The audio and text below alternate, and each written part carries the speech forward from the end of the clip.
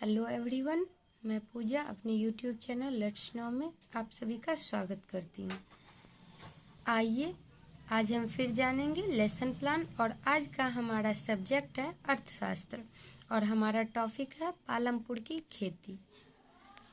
इस प्रकार lesson plan number लिखिएगा, पीपुल टीचर अपना नाम लिखेंगे, स्कूल का नाम, सब्जेक्ट और टॉपिक। उसके बाद अपना रोल नंबर लिखिएगा, क्लास और डेट, ड्यूरेशन टाइम। उसके बाद आता है आपका सामान्य उद्देश्य जो आपके सब्जेक्ट से रिलेट करता है। इसमें पहला है मेरा छात्रों को सामाजिक विज्ञान विषय का ज्ञान प्रदान कराना। दूसरा है छात्रों में अर्थशास्त्र विषय के प्रति रुचि उत्पन्न कराना। तीसरा है छात्रों को आत्मनिर्भरता के महत्व से परिचित कराना।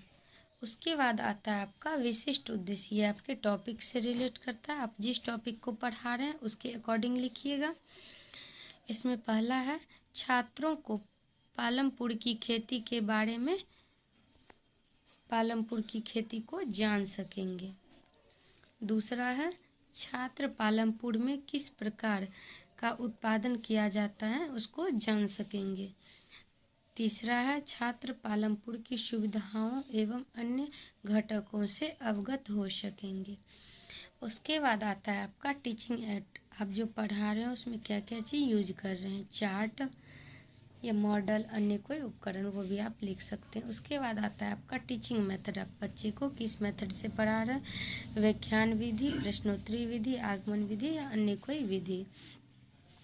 उसके बाद आता है बच्चे का प्रीवियस नॉलेज, छात्र पालमपुर की खेती की सामान्य जानकारी रखते होंगे। इस प्रकार बच्चे बता दिए। उसके बाद आप बच्चे से अपना प्रकरण निकलवाने के लिए बच्चे को कुछ प्रीवियस ईयर क्वेश्चन पूछिएगा। जैसे इसमें पहला क्वेश्चन है तो विश्व का सबसे बड़ा महाद्वीप कौन सा है, बच्चे बता देंगे एशिया महाद्वीप। एशिया महाद्वीप के किस देश में हम लोग रहते हैं, बच्चे बता देंगे भारत। उसके बाद अगला क्वेश्चन है भारत देश की अधिकतम जनसंख्या कहाँ निवास करती है, बच्चे बता देंगे गांव में। उसके बाद जब बच्चे से आपका प्रकरण निकल जाए तो बच्चे को टॉपिक डिक्लेयर कर दीजिए। छात्र आज हम लोग पालमपुर की खेती के बारे में चर्चा करेंगे, वहाँ पे खेती कैसे होती है। उसके बाद प्रेजेंटेशन में आप जो प्रेजेंट करने वाले हैं उसको शॉर्ट फॉर्म में लिखिएगा। पालमपुर में 450 परिवारों में से लगभग 1/3 अर्थात 150 परिवारों के पास खेती के लिए भूमि नहीं है।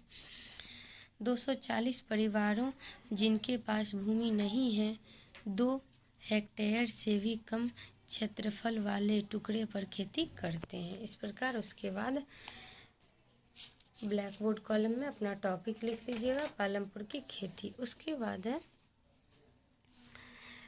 आप जो पढ़ा रहे हैं उसका टीचिंग पॉइंट में पॉइंट लिखिएगा। पालमपुर के दुकानदार, वहाँ के दुकानदार कैसे करते थे। पीपुल टीचर एक्टिविटी कॉलम में लिखिएगा पालमपुर के दुकानदार के बारे में। पहला है दुकान पर प्रतिदिन की वस्तुओं को थोक रेट पर खरीदते हैं और गांव में बेचते हैं, इस प्रकार। उसके बाद दूसरा है गांव पालमपुर में ज़्यादा लोग व्यापार नहीं करते हैं। तीसरा है वस्तुओं के साथ साथ खाने के चीज़ें भी बेचते हैं। चौथा है गांव में छोटे जनरल स्टोर में चावल, गेहूं, चाय, तेल आदि मिलती है।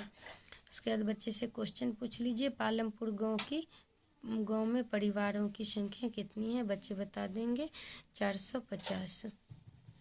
उसके बाद अगला टॉपिक है पालमपुर में गैर कृषि क्रियाएं। कृषि का अर्थ होता है खेती करना, वहीं गैर कृषि क्रिया का अर्थ होता है वह क्रिया जिसमें कृषि सम्मिलित न हो, जैसे दूध बेचना, खनन कार्य और हस्तशिल्प का कार्य आ जाता है। पालमपुर में कार्यशील जनसंख्या का केवल 25% भाग और कृषि कार्यों में संलग्न है।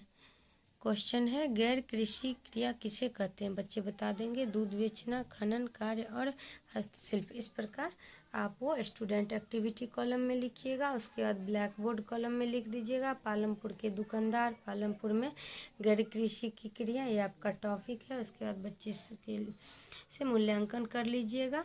पालमपुर गांव में परिवारों की संख्या कितनी है? दूसरा क्वेश्चन है गैर कृषि क्रिया किसे कहते हैं। उसके बाद अगला है आपका, बच्चे को फिर आगे बता देंगे। डेयरी, पालमपुर गांव में लोग भैंस पालते हैं और दूध को निकालने के बड़े गांव रायगंज में जहां दूध संग्रहालय एवं शीतलन केंद्र खुला हुआ है और बेचते हैं वहां पे जाके, इस प्रकार। उसके बाद अगला टॉपिक है पालमपुर में लघु स्तरीय विनिर्माण उद्योग की विशेषताएं, बताएंगे बच्चे को। फिर उसमें दूसरा है लघु स्तरीय विनिर्माण, पालमपुर में भी निर्माण कार्य छोटे पैमाने पर किया जाता है। तीसरा है परिवहन, पालमपुर के लोग अनेक प्रकार के वाहन चलाते हैं। चौथा है प्रशिक्षण सेवा, पालमपुर गांव में एक कंप्यूटर केंद्र खुला हुआ है। उद्योग की विशेषता, कम लागत पूंजी, कम समय में तैयार माल,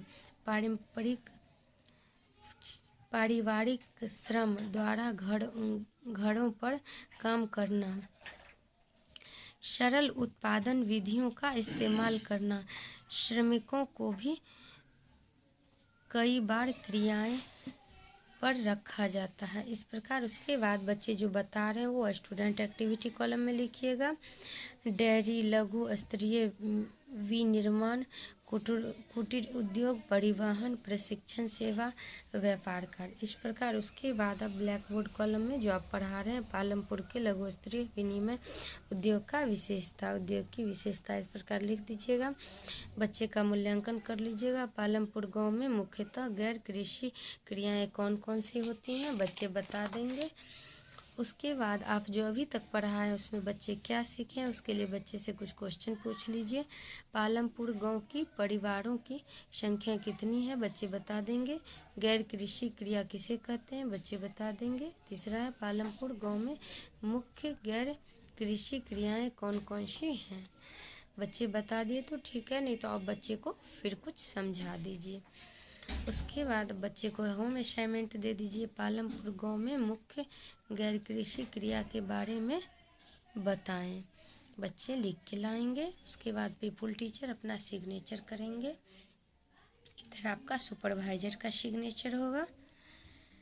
इस प्रकार लेसन प्लान पाने के लिए मेरे चैनल को लाइक कीजिए, सब्सक्राइब कीजिए और शेयर कीजिए। वीडियो पसंद आए तो अधिक से अधिक मात्रा में शेयर कीजिए। धन्यवाद।